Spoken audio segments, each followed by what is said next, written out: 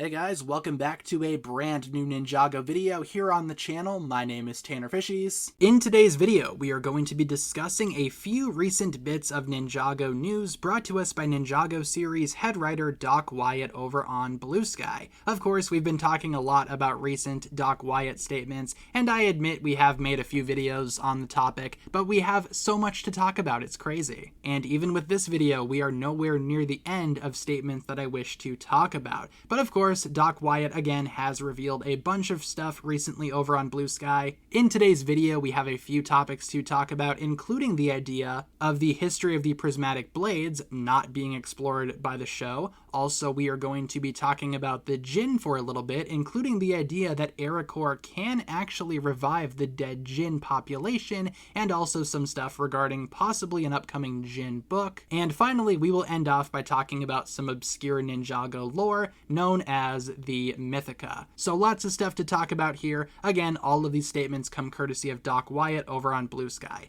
Let's start by talking about the prismatic blades. So someone asks Doc Wyatt a few questions over on Blue Sky, one of which is question number 2. Will we ever find out how the prismatic blades ended up in the places they were found in? To which Doc Wyatt replies, a prequel story for each blade will not be a focus on the show, but maybe in a book. Okay, so already I can totally see this answer being a little controversial, because obviously as Ninjago fans, we would expect the show to document pretty much literally anything, and I do feel like for the sake of the prismatic blades, with them being the main MacGuffins and all during Season 3 Part 1, their history probably should be explained a little bit, because if not, it just kind of comes across as, oh, it's just convenient that this blade ended up in this specific location. Like, how did the blade get in Dorama's puppet? We have no idea. How exactly did Lord Ras end up with a prismatic blade, and has he had it this entire time? Apparently he has,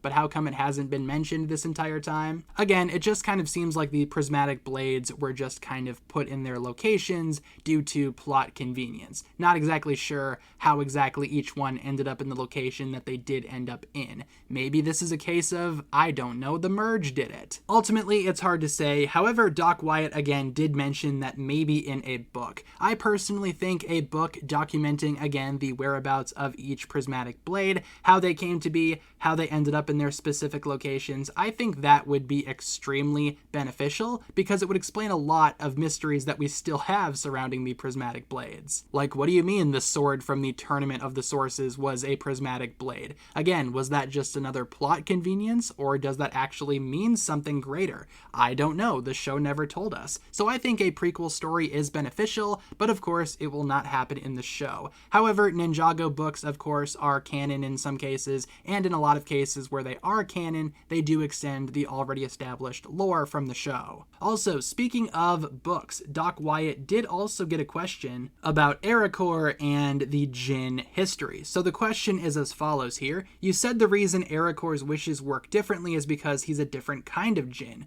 Will this ever be stated in the show? Because it might be confusing for people that don't know. Doc Wyatt replies, not in the show, but again, maybe a book of the Djinn. If enough people ask, LEGO will publish. Yeah, so a book explaining the history of the Djinn just in general, I would also be a fan of. I think the Djinn history in the context of Ninjago is very vague, and I think especially with Aracor being pretty much the last surviving Djinn, more on that later, I feel like a history book would be extremely beneficial to explain maybe what the different kinds of Djinn were, how exactly wish magic works between all of the Djinn. Was Natakon's family just kind of like an abnormality among the Djinn population, in the sense that they were evil but most Djinn are good? Also, talking about Aracor really quick, someone asks this question. Can you please answer this? Does Aracor possess the ability to revive his people? To which Doc Wyatt replies, he thinks he might get the ability if he grows the land enough. Will he be able to pull it off? Let's hope so. Okay, so right there we got the confirmation that Aracor literally reviving the Djinn population is possible. At least it's likely, I would say. Again, just given what Doc Wyatt has said here. Now, granted, Aracor might not be at that certain level of strength to pull that off just yet, but we've seen throughout Dragon's Rising that Aracor has done a lot for the realm of Ninjago. He was able to grow it back from a small speck of sand into what we see it as has in Dragon's Rising Season 3. That's already a pretty major accomplishment that Ericor should be proud of. And it sounds like if Ericor keeps it up, he could actually gain the ability to, again, revive the Djinn population. I'm not sure if Doc Wyatt means maybe literally revive all of the dead Djinn, or just restart the Djinn population. I can see arguments for both sides. However, if Ericor does literally revive the Djinn,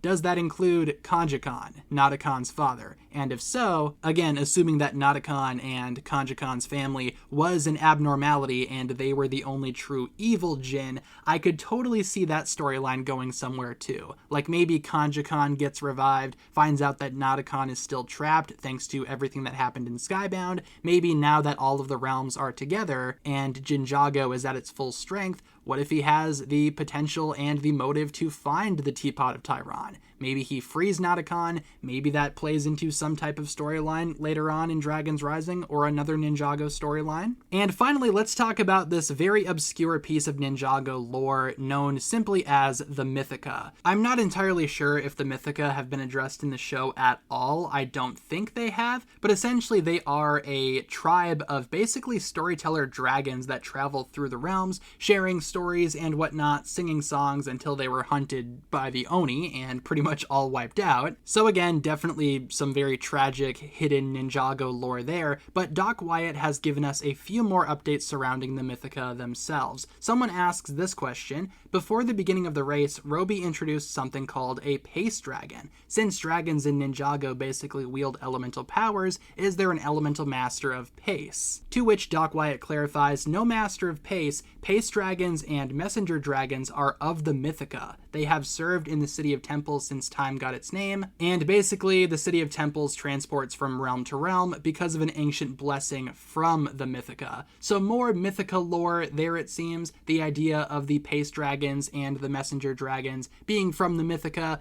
that makes sense, I would say. Same with the idea of the City of Temples traveling from realm to realm. Very much seems like something that could have been influenced again by this tribe of magical dragons referred to as the Mythica. Someone else then asks directly if the Mythica lore will be brought up in the show. Doc Wyatt replies, maybe one day. The ancient actions of the Mythica aren't super important to the current story, but I do like them, so maybe we will get the chance to explore them at some point. Again, may I propose a Ninjago book all about the Mythica? And again, a book about the Mythica could do what a lot of other Ninjago books have done that are canon, in the sense that the storyline should still be told in some capacity, but the show might not have the exact time nor the ability to actually explore this storyline. So with that being said, everyone, that's going to pretty much wrap it up for my thoughts here. Again, just a couple of quick statements brought to us by Ninjago series head writer Doc Wyatt, but we talked about quite a bit in today's video, especially involving the Djinn. I am very curious to hear your thoughts on all of that good stuff, so feel free to leave all of your thoughts, theories, speculation